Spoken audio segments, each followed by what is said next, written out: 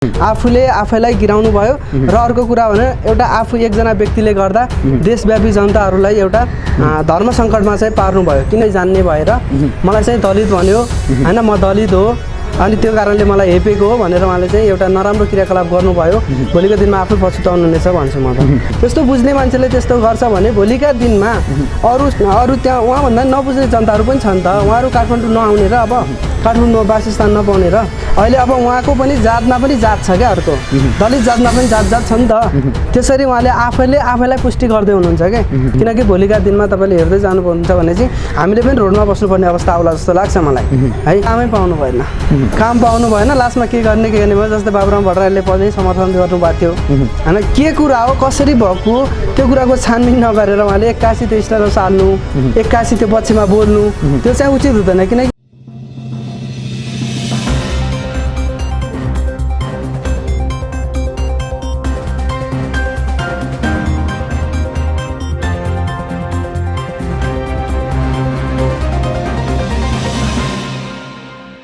दर्शकवृन्द, पछिल्लो समय काठमाडौँमा घरबेटी प्रकरण एउटा निकै नै आगो जस्तो भएर अगाडि बढिरहेको छ। सामाजिक सञ्जाललाई निहाल्ने हो भने यसमा रूपा सुनार र सरस्वती प्रधानको कहानी छ भन्छु म र यतिखेर केस पनि अगाडि बढिरहेको छ। हामीले अडियो प्रकरण पनि सुन्यौँ, सामाजिक सञ्जालका विवादका कुराहरू, राजनीतिक दलका दबाब, सबै यथावत कुराहरू हामीसँग हुँदाहुँदै पनि हामी यसै विषयमा केन्द्रित रहन्छौँ के कस्ता समस्याहरू छन् र कसरी अगाडि बढ्दैछ यो कुराहरू भन्ने कुरालाई अलिकति निहाल्छौँ।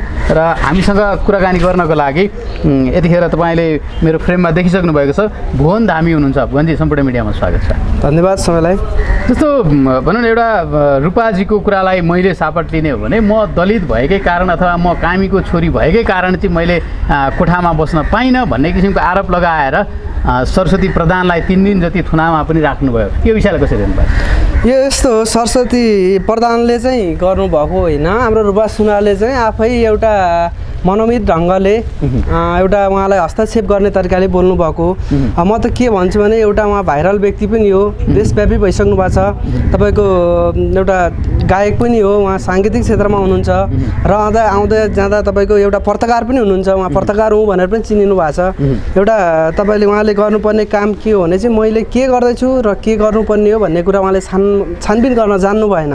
आफूले आफैलाई गिराउनु भयो र अर्को कुरा भने एउटा आफू एकजना व्यक्तिले गर्दा देशव्यापी जनताहरूलाई एउटा धर्म सङ्कटमा चाहिँ पार्नु भयो। किनकि के भन्नुहुन्छ, म पनि काठमाडौँ आएको लगभग 10 वर्ष पुग्न थाल्यो। मैले पनि काठमाडौँमा कोठा नपाएर रोडमा बसेको धेरै अनुभव छ मसँग। तपाईँ बुझ्दै जानुहुन्छ भने चाहिँ कहिले केटा भनेर कोठा भाडा नदिएको, के अरे कोठा नदिएको, कहिले तपाईँ मेरोमा मान्छे थुप्रै छ भनेर नदिएको, कहिले अब म त बाहुनु छेत्री मेरोमा राख्दैन भनेर दिएको पनि छ। यो कुरा पुष्टि गर्न त जरुरत छैन होइन। खास कुरा उहाँ त एउटा दलित भनेर तपाईँ दलित हो भनेर नदिएको चाहिँ होइन प्रधानले।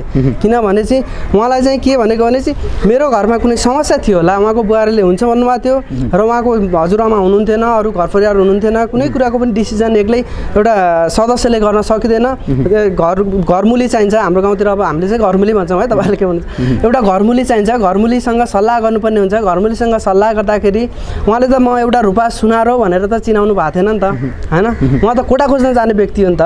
प्रधानले चाहिँ आफ्नो जो बुहारीले चाहिँ हजुरआमा लगायत घरमुली सबैसँग सल्लाह गर्नुभयो। सल्लाह गर्ने क्रममा कोठा उहाँहरूलाई चाहिएको थियो होला या अरू केही समस्या थियो होला, त्यो कारण उहाँले अहिले हुन्न, तर पनि भेट्न आउनुहोस् भन्ने कुरा उहाँले गर्नुभएको थियो। रूपा सुनारले चाहिँ आफै जान्ने भएर मलाई चाहिँ दलित भन्यो होइन, म दलित हो अनि त्यो कारणले मलाई हेपेको हो भनेर उहाँले चाहिँ एउटा नराम्रो क्रियाकलाप गर्नुभयो। भोलिको दिनमा आफै पछुताउनु हुनेछ भन्छु म त।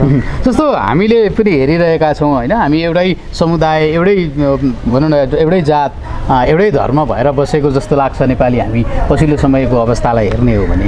यसरी उहाँले म आफै कामीको छोरी, म आफै दलित भनिरहँदाखेरि एउटा बिर्सिसकेको घाउ चाहिँ अथवा निको भइसकेको घाउ फेरि कोट्या जस्तो लाग्दैन? के लाग्छ तपाईँलाई? त्यो यस्तो हो, अब उहाँहरूले चाहिँ अब त्यो बिर्सिरहेको घाउ नै कोट्याएको हो भन्छु म त। किनभने चाहिँ हामीले पनि तपाईँले हेर्दै जाने हो भने हाम्रै यो जेनेरेसनमा अहिले पनि हामीले योभन्दा पहिले लगभग 2-4 वर्ष अगाडि या पहिले पनि हामीले दलितलाई दलितै भनेर पनि हेरेको थिएन। हामीले दलित कोडलाई चाहिँ कुमार कोड हामीले बनाएका छौँ। तपाईँ बुझ्दै जाने हो भने दलित कोडलाई कुमार कोड हामीले बनाएको छौँ। हाम्रो गाउँठाउँमा जानुहोस्, बुझ्नुहोस्, हामीले अहिले दलितलाई दलित भन्दैनौँ, एउटा पेसा हो। कसैले उहाँले बनाएको कपडा, उहाँले सिलाएको कपडा चाहिँ लाउन मिल्ने होइन, उहाँसँग भेटघाट गर्न नमिल्ने। मैले दलित दलितसँगै बसेर खान्छु, दलितलाई मैसँगै सुताउँछु, मैसँगै खुवाउँछु, मलाई केही भएन होइन। कुनै धर्मावलम्बी अनुसार या कुनै संस्कार अनुसार जानुभयो उहाँ होइन। त्यो अहिले हाम्रो यो जेनेरेसनले चाहिँ हामीले बिस्तारै विस्थापित गर्दै जानुपर्छ, हामी सबै एउटै हो, नेपाली सबै एउटै हो भनेर जानुपर्छ जस्तो लाग्छ मलाई।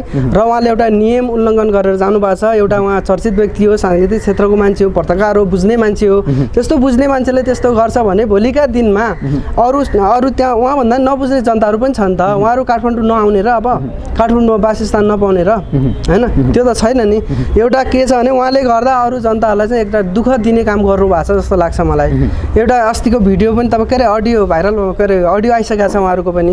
उहाँले चाहिँ अहिले कोठा नमिल्ने भयो, हजुरआमा हुनुहुन्न भन्ने कुरा गरेछ। अब रूपा सुनारले आफै अडियोमा चाहिँ के भन्नुभएको छ भने फोन रेकर्डमा चाहिँ होइन म दलित भएर तपाईँले नदिएको हो भन्नुभएको छ। त्यसरी उहाँले आफै आरोप लाउन चाहिँ मिल्दैन भन्छु म होइन। उहाँले आफैलाई गिराउनु भयो र आफूले गर्दा अरूलाई पनि गिराउनु भयो। उहाँ एउटा लमजुमको चेली हो, लमजुमी चेली हुँदाखेरि उहाँले अब एउटा कुन तरिकाले हेर्नुभयो त्यो त म बुझ्दिनँ है। उहाँले त सकेसम्म चाहिँ एउटा जुन कुरा हुनुपर्ने हो त्यो कुरा नभएर अर्को कुरा मोडेर उहाँले चाहिँ एउटा आफू माथि पर्ने र अरूलाई तल पार्ने काम चाहिँ गर्नुभयो। एक दुई दिन एउटा यस्ता शब्दले भाइरल भएर हुँदैन, उहाँ अटोमेटिक चिनेको मान्छे। यदि त्यो कुरा गर्ने भने पशुपति शर्मासँग पोहोरको पटक तिचो गीत आछ हेर्नुहोस् है, हेर्नु भएको छ छैन मलाई थाहा छैन है। पशुपति शर्माको छोराछोरी बनाएको छ उनीहरू होइन, दुइटैलाई समान व्यवहार भएको छ, त्यो गीतले पनि पुष्टि गरेको छ। त्यस्तो गीतमा एउटा समाजमा एउटा राम्रो सूचना ल्याउने तरिकाले गीतमा भिडियो खेल्नु भएको छ उहाँले। अब त्यस्तो गीतमा उहाँले अभिनय गर्नुभएको छ भने उहाँले पनि बुझ्नुपर्ने हो। पशुपति शर्मा पनि त बाहुन हो नि होइन र। पशुपति शर्माको भिडियोमा चाहिँ उहाँले राम्रो तरिकाले खेल्नु भएको छ। पशुपति शर्माले समान व्यवहार गर्नुभएको छ, सँगै खाना खुवाउनु भएको छ, सँगै गराउनु भएको छ, मेलमिलापको काम त गराउनु भएको छ नि। यदि उहाँ दलितै हो तपाईँ यहाँ नमिल्ने हो भने त सँगै खाना पनि खानुहुन्थ्यो होला। हाम्रो यो जेनेरेसनले एउटा चेन्ज गरेको छ, जुन चेन्ज गरेको बेलामा चाहिँ उहाँले यो कुरा नगर्दा हुन्थ्यो भन्ने लाग्छ मलाई। मैले अघि पनि भने तपाईँलाई हामीले चेन्ज गर्नुपर्छ, हामीले चेन्ज गरेन भने अहिले चेन्ज गर्दैन। त्यही भएर हामीले दलित कोडलाई चाहिँ कुमारकोट बनाएको छ मैले।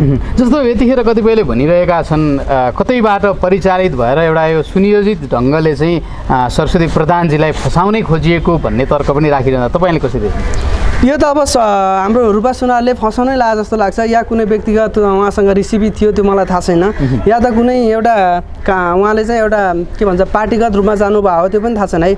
मलाई लाग्छ सकेसम्म पार्टीगत रूपले नै केही फसाउन खोज्नु भएको जस्तो लाग्छ। यो त तपाईँको इन्डियनको ब्रिटिसको जस्तो शासन भयो नि त। पहिलाको दिनमा 4 जात 36 वर्ण भनेर त्यस्तै छुट्याएको थियो नि त। पहिला त 4 जात मात्रै थियो नि त नि यहाँ त। अहिले अब उहाँको पनि जातमा पनि जात छ क्या, अर्को दलित जातमा पनि जात छ नि त। त्यसरी उहाँले आफैलाई पुष्टि गर्दै हुनुहुन्छ क्या। त्यो नगरिदिएको भए हुन्थ्यो जस्तो लाग्छ मलाई। किनभने जब प्रधानजीले उहाँको केही समस्या थियो दिनु भएन, त्यो कुरा उहाँले बुझेर या त्यो कुरालाई अनर्था नलिएर उहाँले राम्रो तरिकाले ठिकै छ नि त कोठा नभए पनि म हजुरलाई चाहिँ भेट्न आउँछु भनेको भयो नि हुन्थ्यो नि त। घरबेटीले त भेट्न आउनु नि तपाईँहरू भनेको थियो नि त।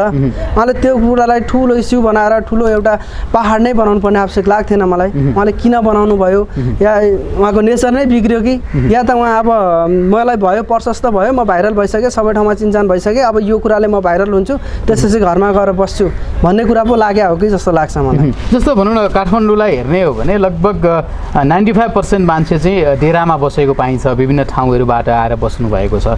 यसले गर्दाखेरि अझ भन्ने हो भने काठमाडौँको लोकल समुदाय नेवार समुदाय माथिको यो जुन चर्चा छ त्यसले गर्दाखेरि चाहिँ पछि अरू कोठामा बस्ने अरू कोठा खोज्न जानेहरूका लागि पनि एकपल्ट चाहिँ सोच्नै पर्ने अवस्था आउला कि भन्ने हिसाबले कोठै पो नपाइने हो कि भन्ने एक किसिमको डर पनि छ मान्छेहरूसँग भन्छन्। के लाग्छ, के बुझ्नु भएको छ? त्यो त स्योर नै हो, डर त छ नि। अब त झन् पहिलाका दिनमा त त्यसै डर थियो यसै डर थियो, अब त झनै डर हुने भयो। अब त कास्ट सोधेर मात्रै जानुपर्ने भयो।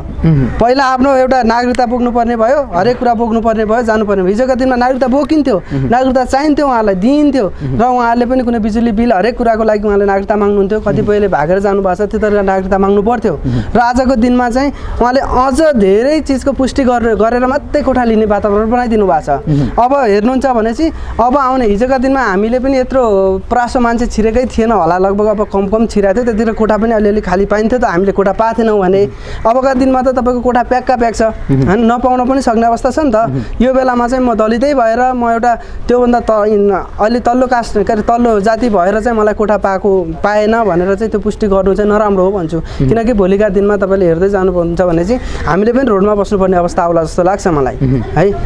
नेवार समुदायलाई नै हेपीचेपी गरेर यहाँका काठमाडौँका जुनसुकै घरबेटीलाई पनि हेपीचेपी गरेर बोल्नु हुँदैन जस्तो लाग्छ मलाई, किनकि अरूको एउटा चरित्र हत्या गर्नु हो त्यो भनेको, उहाँहरूको प्रति अब त्यस्तो व्यवहार नगरे हुन्थ्यो भन्ने लाग्छ मलाई। जस्तो हामीले पनि यो विषयलाई हेरिरहेका छौँ, न त यो अदालती प्रक्रिया छ, यसले नै फैसला गर्छ, हामी न्यायालय पनि होइनौँ, तर पनि जस्तो एउटा राजनीतिक निकायलाई हेर्ने हो भने चाहिँ मौकामा चौका हानौँ भने जस्तो गरेर एउटा राजनीतिक दलले नै यो विषयलाई चाहिँ साथ समर्थन दिएर बोलिरहेको, वकालत गरिरहेको अवस्था छ, यसलाई चाहिँ कसरी हेर्नुहुन्छ?